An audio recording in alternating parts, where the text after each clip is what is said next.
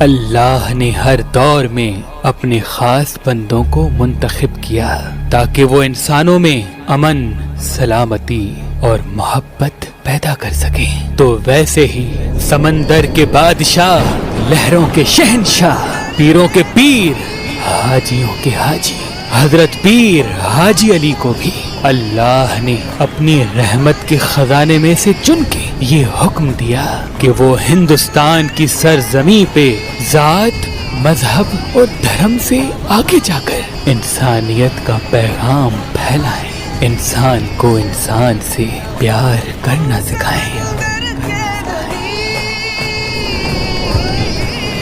تاریخ 15 دسمبر 1429 عیسوی بمطابق 21 رجب 850 ہجری بخارا شریف میں اپنے اسی نور پیر حاجی علی کو اللہ نے ظاہر کر دیا۔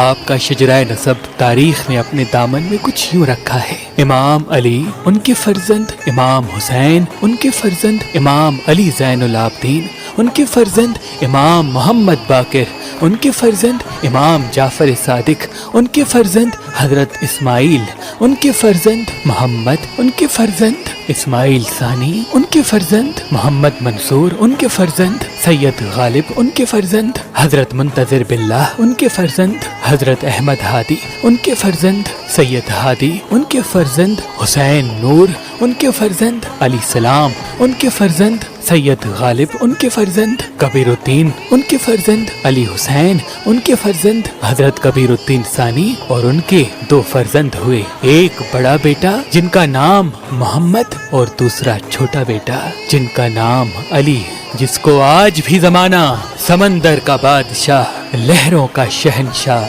پیر حاجی علی کے نام سے سلام کرتا ہے۔ آپ کے والد محترم کا نام کبیر الدین اور آپ کی والدہ محترمہ کا نام بی بی زینب تھا۔ جیسے ہی آپ کی آمد ہوئی تو آپ کی والدہ نے یہ فرمایا کہ اللہ کے رسول میرے خواب میں آئے تھے اور انہوں نے فرمایا کہ اللہ نے میرے بیٹوں میں سے کسی ایک بیٹے کو انسانوں کے بڑے گروہ کی اصلاح کے لیے چنا ہے، کہ وہ میرا بڑا بیٹا محمد ہے یا یہ میرا چھوٹا بیٹا علی۔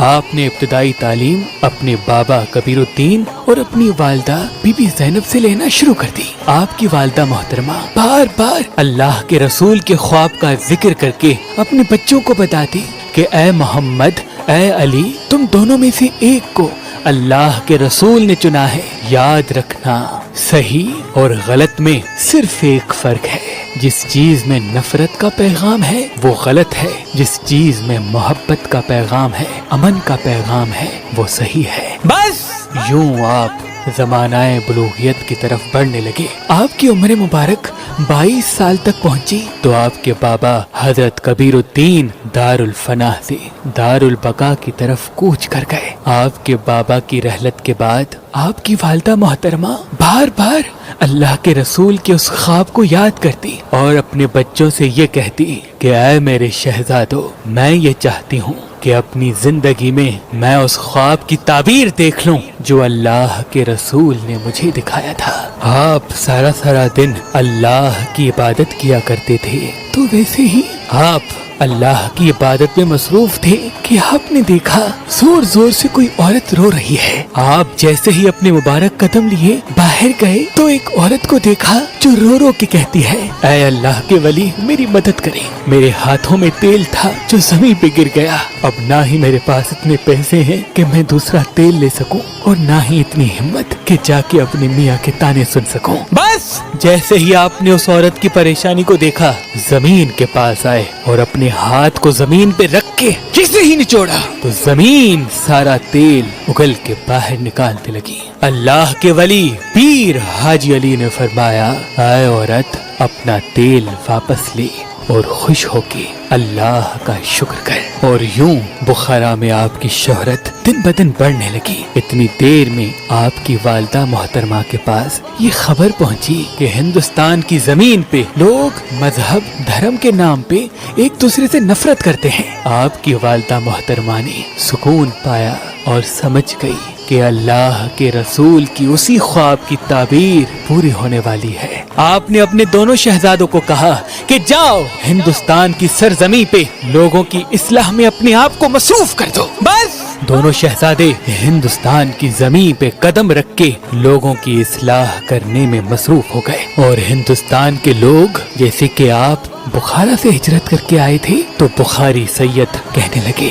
سمرپن سے جب آپ تبلیغ دین کرتے کرتے ممبئی آ پہنچے تو آپ کے بڑے بھائی نے فرمایا، اے میرے بھائی حاجی علی، میں نے کل خواب دیکھا اور اس خواب میں اشارہ تھا کہ میں تمہیں چھوڑ کے واپس چلا جاؤں۔ اتنی دیر میں بابا حاجی علی مسکرا کے فرمانے لگے، ہاں میرے بڑے بھائی، میں نے بھی یہی خواب دیکھا، بس ہمارا ساتھ یہیں تک تھا۔ ایک خط تحریر کیا اور اس میں یہ لکھ دیا کہ اے میری ماں، اپنے بیٹے حاجی علی کا سلام قبول ہو، اور جو آپ نے خواب دیکھا اس کی تعبیر اللہ نے آپ کو دکھا دی، اور مجھے یہ حکم مل گیا کہ میں یہی رہوں اور یہاں کے لوگوں کی اصلاح کرتے کرتے اپنے خالق حقیقی سے جا ملوں۔ اور یوں دن رات آپ لوگوں کی اصلاح کرنے لگے، لوگوں کو درس انسانیت، ذات، مذہب، دھرم سے اٹھ کے ایک دوسرے سے پیار کرنا سکھاتے رہے۔ آپ کے پاس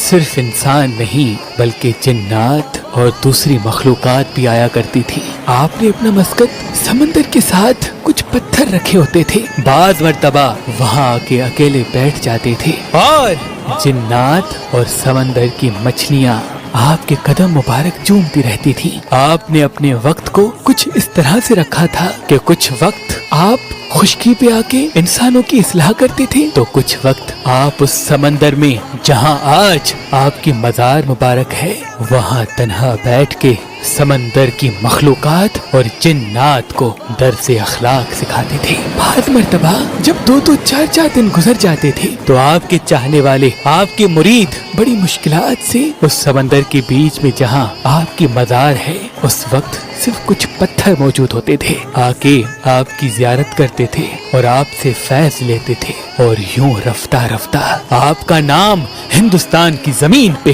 سمندر کا بادشاہ پڑھنے لگا۔ جس کی جو پریشانی ہوتی تھی لوگ آپس میں کہتے تھے، جا سمندر والے پیر کو کہہ، اللہ تیری مراد پوری کرے گا۔ کافی سال آپ لوگوں کو فیض، علم اور اخلاق کا درس دیتے رہے۔ آپ کی عمر مبارک جب 85 سال کی ہوئی تو آپ نے یہ فرمایا، مجھے اللہ کی طرف سے بلاوا آیا ہے، اب میں زیادہ دیر تمہارے ساتھ نہیں رہوں گا، لیکن میرا علم، میرا فیض اور میری شخصیت قائم رہے گی۔ یہ کہتے رہے کہ آپ کے مرید جو انسان تھے اور جو سمندر میں مچھلیاں تھیں یا جو جنات تھے وہ غم زدہ ہونے لگے۔ کچھ ہی دنوں میں آپ نے فرمایا، میں چاہتا ہوں کہ میں آخری وقت میں اللہ کے گھر اور اللہ کے رسول کے روزے کی زیارت کروں۔ آپ نے حج کا ارادہ کیا اور سمندر کے راستے سے مکہ مدینہ کی طرف رواں ہو گئے۔ بس حج کے بعد جیسے ہی آپ نے اللہ کے گھر اور اللہ کے رسول کی زیارت کی تو آپ نے خواب میں دیکھا کہ اللہ کے رسول فرماتے ہیں، اے حاجی علی، ہم نے تمہیں ہندوستان کے لیے چنا ہے، جا تیرے جسم کی مٹی وہیں کی ہے، جو میرے پاس آ نہیں سکتے وہ تیری دربار آ کر میری خوشبو کو محسوس کریں گے۔ جا حاجی علی، اپنے وطن واپس چلا جا۔ آپ کی جیسے ہی آنکھ کھلی آپ نے فوراً سامان سفر باندھا اور واپس ہندوستان کی طرف آنے لگے۔ ابھی آپ ممبئی سے کافی دور تھے کہ فرشتہ موت آ پہنچا اور کہنے لگا، اے حاجی علی، اللہ کا حکم ہے کہ میں آپ کی روح کو قبض کروں، آپ کا کیا ارادہ ہے؟ تو پیر حاجی علی نے نظروں کو اٹھایا اور فرشتہ موت کو دیکھ کے یہ فرمایا، تجھے جو حکم ملا تو اس کو پورا کر، اور مجھے جو حکم ملا میں اس کو پورا کروں گا۔ آپ نے سمندر کو کہا، اللہ کے محبوب کا حکم ہے کہ میرا جسم وہیں جائے جہاں میرے مرید بستے تھے، اور جو آپ کے ساتھ آپ کے عقیدت مند ہم سفر تھے ان سے وصیت کر دی کہ میری رحلت کے بعد میرے جسم کو پانی میں بہا دینا، یہ سمندر خود وہاں لے کے جائے گا جہاں اللہ کے رسول کا ارادہ ہے۔ بس آپ یہ کہہ کے دارل فنا سے دارل بقا کی طرف کوچ کر گئے۔ آپ کے عقیدت مندوں نے آپ کی وصیت پہ عمل کرتے ہوئے آپ کے جسم مبارک کو سمندر کے حوالے کر دیا، اور سمندر نے اور مچھلیوں نے اور جنات نے آپ کے مبارک جسم کو اٹھا کے اسی جگہ پہ رکھ دیا جہاں آپ بیٹھ کے لوگوں کی اصلاح کیا کرتے تھے۔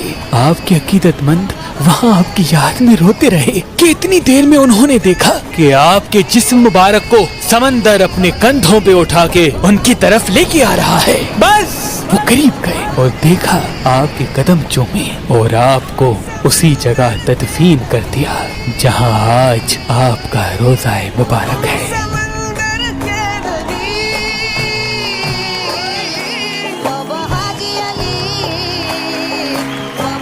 آپ کے اس معجزے کو وہاں کے لوگ ایک دوسرے کو بتاتے رہے، اور جو آپ کے مرید نہ بھی تھے وہ بھی آپ کے دربار آتے رہے۔ آپ کی دربار اور خشکی تک کوئی پکا رستہ نہیں ہوتا تھا۔ آپ کے چاہنے والے پتھر جمع کرتے، سمندر میں ڈالتے اور اس سے آپ کی دربار تک آ پہنچتے، آپ کی زیارت کرتے اور واپس چلے جاتے۔ 1944 میں محمد ابی بکر نے آپ کے عقیدت مند ہونے کی حیثیت سے یہ ارادہ کیا کہ آپ کے مرید بڑی مشکل سے آپ کی دربار میں آتے ہیں، ایک پکا رستہ قائم کیا جائے تاکہ آپ کے چاہنے والے بغیر تکلیف کیے آپ کی دربار آ پہنچے۔ لیکن وہ بار بار یہ سوچتا تھا کہ سمندر میں پکا رستہ بنائے تو وہ کچھ ہی ایام میں ٹوٹ جائے گا۔ اس بات کو کچھ ہی روز گزرے کہ ایک بوڑھا سا آدمی جناب ابو بکر جو ان ایام میں آپ کی دربار کی خدمت کیا کرتا تھا ان کے پاس آیا اور کہنے لگا کہ میرے خواب میں میرے مرشد پیر حاجی علی آئے اور مجھ سے پوچھا کہ آج کل میری دربار کیوں نہیں آتے۔ میں نے عرض کیا، اے اللہ کے ولی، میں جوان ہوتا تھا تو پتھر جمع کر کے ان پتھروں پہ آ کے آپ کے روزے کی زیارت کرتا تھا۔ اے اللہ کے ولی، اب میں بوڑھا ہو چکا ہوں اور میرے جسم میں اتنی طاقت باقی نہیں کہ پتھر جمع کر کے رستہ بناؤں۔ تو اتنی دیر میں اس بزرگ نے خواب میں دیکھا کہ پیر حاجی علی فرمانے لگے، جلد ہی ایک پکا رستہ میری دربار تک بنے گا، اور میرے جو بوڑھے عقیدت مند ہیں، میرے جو بیمار عقیدت مند ہیں، ان کو میری دربار میں آنے پر کسی زحمت کا سامنا نہیں کرنا پڑے گا۔ تو اس بزرگ نے کہا، اے اللہ کے ولی، سمندر میں اتنا پکا رستہ کیسے بنے گا؟ وہ تو ٹوٹ جائے گا۔ تو آپ نے فرمایا، اس رستے کی حفاظت سمندر خود کرے گا۔ بس جیسے ہی یہ بات آپ کے اس مجاور ابو بکر نے سنی تو ان کو اجازت مل گئی اور انہوں نے سمجھ لیا کہ رستہ بنانا ہمارا کام ہے اور اس رستے کی حفاظت کرنا پیر حاجی علی کا کام ہے۔ اور پھر خشکی سے لے کے سمندر میں آپ کی دربار تک ایک پکا رستہ قائم کیا گیا، اور وہ رستہ آج بھی قائم ہے۔ ہزاروں آپ کے عقیدت مند آپ کی زیارت کرنے کے لیے، آپ کی دہلیز چومنے کے لیے سمندر میں اترتے ہیں اور آپ کی زیارت کر کے اللہ سے آپ کے صدقے اپنی دعائیں طلب کرتے ہیں۔ سینکڑوں مرتبہ طوفان لگتے ہیں، ساتھ والی عمارتیں ٹوٹ جاتی ہیں، لیکن نہ اس رستے کو کوئی نقصان پہنچتا ہے اور نہ ہی آپ کی دربار کو۔ سلام ہو سمندر کے بادشاہ، لہروں کے شہنشاہ، ولیوں کے ولی، حاجیوں کے حاجی پیر حاجی علی پر۔ اگر پڑھی لکھی لڑکی چاہیے یا گاؤں دیہات کی، یا آپ طلاق یافتہ ہیں اور دوسری شادی کرنا چاہتے ہیں، اب پریشان ہونے کی کوئی ضرورت نہیں۔ اللہ کے کرم سے ہمارے پاس پاکستان سے باہر اور پاکستان میں بھی مختلف مسلک اور مذہب کے رشتے موجود ہیں۔ تو ابھی ہماری ویب سائٹ مہربان.com پہ آئیں، شادی کا فارم فل کریں اور اپنے لیے ایک اچھا رشتہ حاصل کریں۔ آپ اپنے لیے ایک اچھا رشتہ ہماری اپلیکیشن مہربان علی جو گوگل پلے اسٹور اور آئی فون ایپ اسٹور پہ موجود ہے ان سے بھی حاصل کر سکتے ہیں۔ مزید معلومات کے لیے ہمارے نمبر پہ کال کریں۔ اللہ آپ کو سلامت رکھے، اللہ آپ کو سلامت رکھے، اللہ آپ کو سلامت رکھے۔